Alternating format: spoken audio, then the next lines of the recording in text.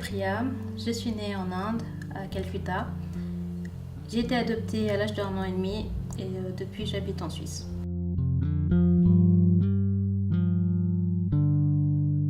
Les médecins à l'époque ont diagnostiqué que j'avais eu la poliomyélite. C'est une maladie qui paralyse les muscles de certains membres du corps et donc je ne peux pas utiliser ma jambe droite et une partie de mon côté du corps droit.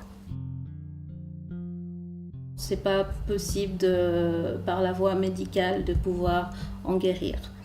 Au début, ça a été dur. C'était pas des informations qu'on aime entendre. J'aurais voulu avoir 2 jambes qui fonctionnaient.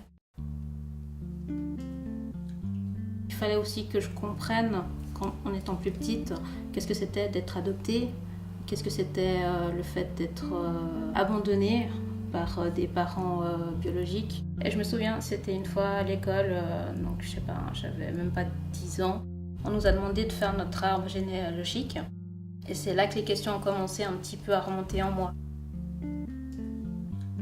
Ça a été aussi un peu délicat d'en discuter avec ma famille. Moi, je me sentais pas vraiment à l'aise. Ils sont adoptifs, mais ça reste mes parents. C'est eux qui m'ont pris, qui m'ont choisi, qui m'ont élevé. Et il y a aussi quand même mes parents biologiques. C'est eux qui m'ont quand même fait. Ma mère biologique qui m'a quand même donné la vie. C'est un petit peu perturbant. Depuis toute petite, en fait, les points plutôt négatifs, c'est les barrières architecturales.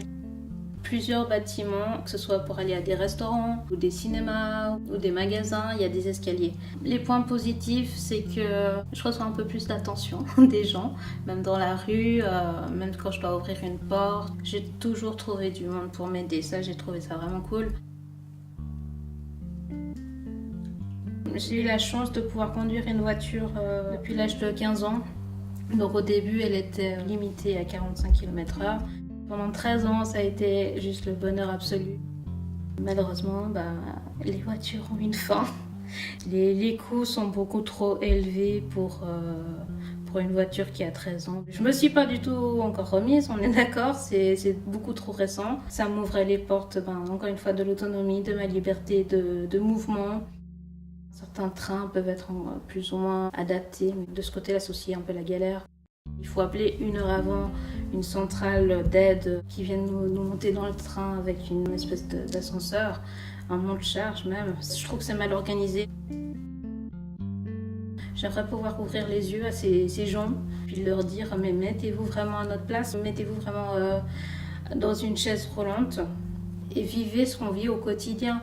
Après, je veux pas non plus recevoir de la pitié, je veux juste de la compréhension.